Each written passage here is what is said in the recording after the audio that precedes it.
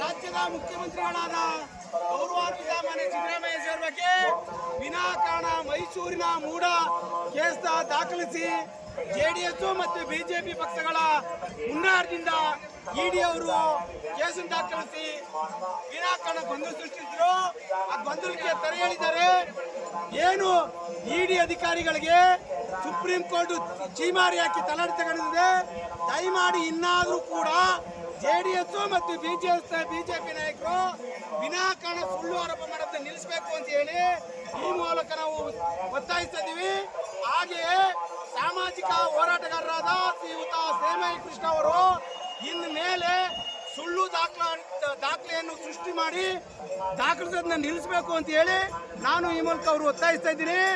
ಏನು ಬಿಜೆಪಿ ಮತ್ತು ಜೆಡಿಎಸ್ ನಾಯಕರು ಸುಳ್ಳು ಆರೋಪ ಮಾಡೋದು ನಿಲ್ಲಿಸಬೇಕು ಅಂತ ಹೇಳಿ ಮತ್ತೊಮ್ಮೆ ಒತ್ತಾಯಿಸ್ತಾ ಇದ್ದೀನಿ. ಶ್ರೀ ಮಲೆಮಹದೇಶ್ವರ ಸನ್ನಿಧಾನದಲ್ಲಿ ನಾನು ಅವತ್ತು ಡೆಲ್ಲಿಯಲ್ಲಿ ಪ್ರತಿಭಟನೆ ಮಾಡುವ ಸಂದರ್ಭದಲ್ಲೇ ಹೇಳಿದ್ದೆ, ಇದು ಸುಳ್ಳು ಆರೋಪ, ಇದು ಉರುಳಲ್ಲ.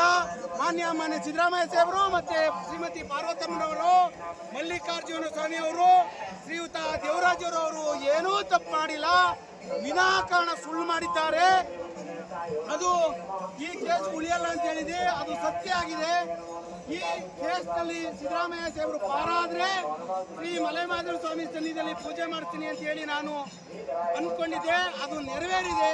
ಹಾಗಾಗಿ ಶ್ರೀ ಸ್ವಾಮಿ ಸನ್ನಿಧಿಯಲ್ಲಿ ಪೂಜೆ ನಿರ್ವಹಿಸಿದ್ದೀನಿ.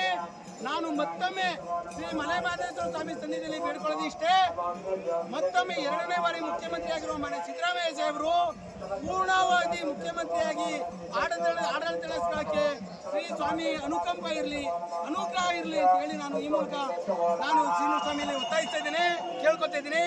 बोलो कांग्रेस पार्टी के, बोलो सिद्धरामಯ್ಯ ಸಾಹೇಬರಿಗೆ, बोलो कांग्रेस पार्टी के।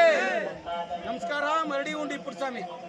जय मालप्ಪ, जय ಮೈಕಾರ, जय ಮಾಲಪ್ಪ, ಸಿದ್ದರಾಮಯ್ಯ ಸಾಹೇಬರಿಗೆ, ಸಿದ್ದರಾಮಯ್ಯ ಸಾಹೇಬರಿಗೆ, जय ಮಾಲಪ್ಪ, जय ಮಾಲಪ್ಪ।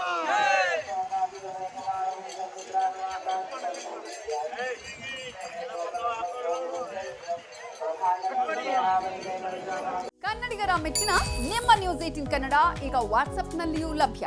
ಕರ್ನಾಟಕ ಮತ್ತು ದೇಶ ವಿದೇಶದ 360 ಡಿಗ್ರಿ ಸುದ್ದಿ ವಿವರವನ್ನ ನೀವು ನಿಮ್ಮ ಕೈ ಬೆರಳುಗಳಲ್ಲಿಯೇ ಪಡೆಯೋದಿಕ್ಕೆ ಈ QR ಕೋಡ್ ಅನ್ನು ಸ್ಕ್ಯಾನ್ ಮಾಡಿ.